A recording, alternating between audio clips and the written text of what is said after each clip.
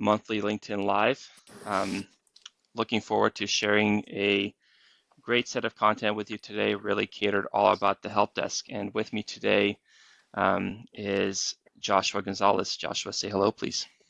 Hi, hello everyone. I'm Josh Gonzalez. I am the Senior Product Marketing Manager here at HYPR, and I'm so excited to be, showcasing some tips and tricks of how you all should be thinking about securing your help desk and streamlining some operations, and then also unveiling a really cool new product offering we have here at HYPR.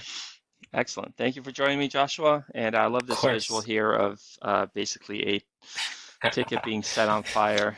And there are so many companies right now that are essentially setting money on fire by hmm continuing to leverage the IT help desk for credential resets in particular. So, if you can, please tell us about what's happening today in the industry and just how big of a deal this is to organizations. Of course, of course. And this comes from a lot of our conversations in the field with customers and prospects and just other industry professionals. And also, some of these stats are coming to us from Forrester research, where we are finding that over 40% of help desk calls are solely for password resets. Like if you think about the amount of help desk calls or tickets that your IT support team goes through at your organization, probably like 40 to 60% are solely for password resets. That's so much time and money.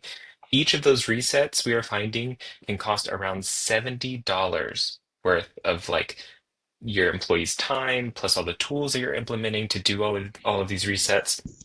And I'm not even sure that that really accounts for also the lost productivity of that employee who is locked out of their account. All the time that they are not able to work while they try to reset their password just to get back in to do their work. That's not even really accounted for here in this number. So that's a whole nother cost right there, right? And Yeah, then and we look, recently, oh yeah, keep going. this cost has been rising because with all the big profile social engineering breaches, the security teams are coming to help us and saying like you need to do more, and that just Mhm. results in longer calls, which results in more cost. Exactly. And that is where this next stat comes in and kind of where we're finding that fight between security and productivity because, because of these costs, previously organizations were like, hey, we need to streamline this, we need to make it faster. So that means we can't rely on secure methods. We're going to only rely on, do they know their employee number? Do they know like their name of the employee and what position they're in? Do they know the employee's phone number? And are they calling from a phone number or some phone number that's kind of like what that employee's phone number would be? And also, are we just relying on that IT person or that help desk agent's like gut feeling of like, oh yeah, I know this person. It kind of sounds like them. I believe that this is that person. I'm going to go ahead and reset their password for them. Those methods, while fast, are just so insecure. That's right. Yeah, and that security versus productivity trade-off is one that we'll discuss a lot. So let's talk about social engineering of the help desk and how it actually works. And hmm there's so many companies out there that think like this is some magic system or these are some highly skilled adversaries, so on and so forth. But the fact is, a lot of the time, these breaches they happen using very, very simple methods. And so when we talk to a lot of organizations, we ask them, hey, what does your help desk process look like today? And oftentimes, if somebody calls the help desk, they're asked for a couple of pretty simple questions. And many organizations use things like, um, well, what is your date of birth or the date that you hmm started or your manager's name or some combination of things like that. And these things are all pretty simple to figure out. And what hackers are doing is they're calling the help desk, they're talking to the people on the other side of the line, and they're getting these questions. And then what they do is they hang up the phone with the help desk, they pick up the phone again, they call the person that they want to impersonate, and they tell them, hey, this is your IT security team. We just want to confirm your security questions to make sure they're up to date. Can you tell me the last four of your social and your manager's name? and the person will answer. They'll call back the help desk, answer the questions, and then they'll get access to the organization. So Hmm. oftentimes it's as simple as that. They don't have to go through some massive process where they're writing like complicated viruses or whatever Hmm. else. They're just talking to people, having a conversation, and getting through their security systems. And so this is the weakest link in the vast majority of zero trust strategies across enterprises today. Identity is a pillar of any zero trust strategy, according to any reliable source. And unfortunately, it's the one that companies tend to struggle with the most because it requires behavioral change. It requires change management within their organization, and this is something that security teams can struggle with. What do you think, Joshua? No, exactly. And I also think back to the point that we hear a lot of times of, I think we're starting to see the kind of IT support teams and the security teams start to come together to solve this issue. But I still see some organizations struggling with that of like, oh, well, this isn't really like security's budget, so like I don't know how we best can help, or like I don't know who is really responsible here to really take the initiative and own this. So I can see like, those kind of conversations needing to happen even more so. Yeah, so let's talk about how the help desk looks today a little bit, because this is critical, and oftentimes, help desk doesn't report into or security; it reports into Hmm. IT, and so that budget has to come from somewhere. Whenever we think about implementing tools, and what we've seen many security teams do recently is they've started to take the credential verification or credential reset issue away from the help desk and move it into their security operations control. And guess what this does? It balloons the cost because security operations control people tend to be a lot more expensive than help desk people. And now they're not, now that they're doing employee verification over the phone, they're not focusing on all the other security critical issues that the business has. Hmm. And we're seeing a significant fragmentation of tools that companies are trying to use at the help desk level. So obviously they're talking to people over the phone. Sometimes companies will say, okay, you have to get on a Zoom or Teams call with me and you have to hold your driver's license up to the screen to show me that it's you. And that's not really very reliable. And they have a very difficult time auditing that entire interaction. Hmm. Yeah, that auditability is such a key factor here that I think people really don't think about until it's too late. And so that is a point that I really want to drive home for this LinkedIn Live, this session is that auditability piece. You have to have it.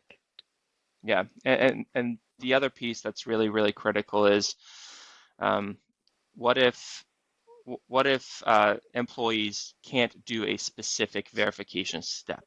So we've seen many Mhm. organizations moving to trying to leverage document verification as the primary and only way of verifying an employee's identity. Well, guess what? A lot of times that fails or just doesn't work, or person can't get a good picture, or they lost their driver's license. Many instances, and the biggest pitfall that we see in that situation is they fall back to relying on those knowledge-based factors. Mhm. And so you're only as strong as your weakest link when you're verifying somebody. And so being able to securely audit and have step-up methods for when existing controls fail is really critical. Mhm. So I think what we can talk about is what does a healthy and robust help desk support flow look like? Mhm. And then we'll give the group a brief demonstration, and leave them with some pointers in terms of what they can do for their businesses moving forward. Let's do it.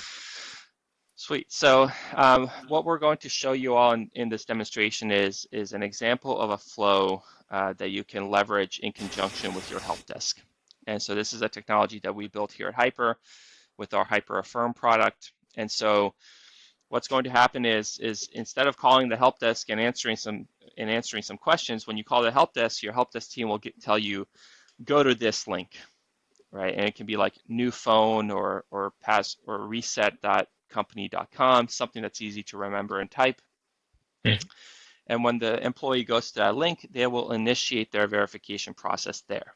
And so what we'll do is we'll require them to go through multiple verification steps. And so this is really critical for any company that's verifying employees remotely now, which is you can't just rely on a single step. For Yeah. authentication, we've had multi-factor authentication for decades. For verification, you also need multiple factors. And so we'll show you what that looks like. And then once the user is successfully verified, we'll give them a code. And once they have that code, then they can call up the help desk, provide the agent that code.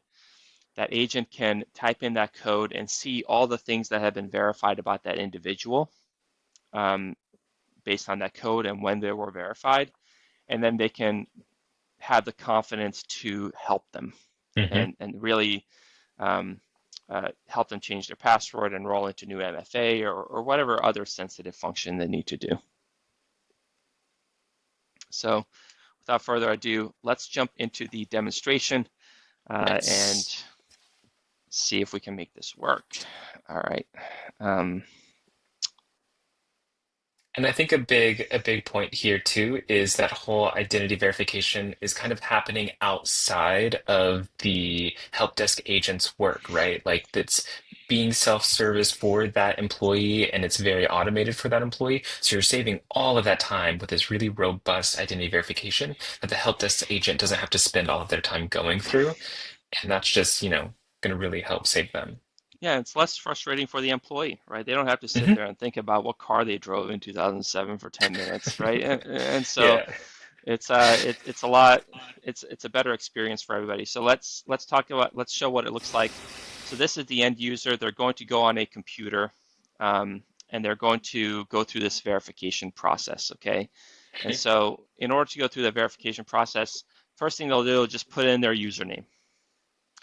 And what will happen here is HYPR will go into their source of truth, whether it's Workday, their identity system, their HR system, whatever they have. It'll tell them like, hey, we see a phone number here that you have that ends in 966. Can you please verify that phone number? They'll verify the phone number, and then they'll be asked to put in a one-time code that is texted to them. Now, SMSOTB has its own security issues, but it's Hmm. really important that we use it as a means to start the clock, which then also enables us to verify this person's location. So now in this verification process, we know that they have the phone number that they provided when they first joined. We verify their device, we verify their location, and now what we're going to try to do is ask them to provide their government issued driver's license. And so what they'll do here is since it's much easier to take a photo of your driver's license on your phone, they'll scan a QR code with their phone, and they'll be asked to take a photo of the front and back of their driver's license. All right, so this is pretty simple to do, and it's quite reliable. So at this point, we know we verified their phone, we've verified their location, we compare that to their address on file, and now we can verify their government issued ID and even require them to ensure that um, the face that the selfie that they take on their phone matches the face that's on their driver's license. So at this point, we've done several factors of verification, and once this employee is verified, we will give them that help desk code. Okay, and so this help desk code that they get, oops, sorry, this help desk code that they get is going to give them a one-time code. It's listed here, and what they can Hmm. do now is they can call up the help desk, and the help desk is trained to accept this code, and they have a system that HYPR provides to enter these codes. So the employee will say, I just went through the verification process, here's my code. And what we can do here is the help desk employee can type that code into the HYPR system, and once they type that code in, they can see the details of that verification, right? And so here they can see this employee has when they were verified, how they were verified. They were 6 miles away from their address on file. Their document check was successful, and their phone check was successful. So now the help desk person can say, okay, well, thank you for providing me that. Now I can change your password, enroll your MFA, or whatever else. So, and this, the bulk of this interactions happens completely self-service, out of band, independently. And so that way the help desk isn't spending, 10, 15 minutes on the phone with an individual. It's a 30-second type of verification that they can do. Mhm. And again, like going back to what we were talking about earlier, all of this is auditable, right? It's all there. If there's any questions about any of the verifications of the outcomes or anything within that process, you can always go back to it, and those logs are there for you. All right. Well, so if you're interested in HYPR Affirm, this is how you can leverage our tools for the help desk. This improves the user experience. It really stops that social engineering in its tracks. And this process can be used anytime you want to verify somebody's identity, not just at the help desk. You can do this if they're accessing a privileged system, if they're being Mhm. onboarded as a new employee, a multitude of scenarios. And so I hope this session was useful for you. Joshua, thank you for joining me. Thank you, Um, Boyan. and this recording will be made available as well if you want to share it with friends, family, loved ones. Thank you all so much. Thanks, everyone.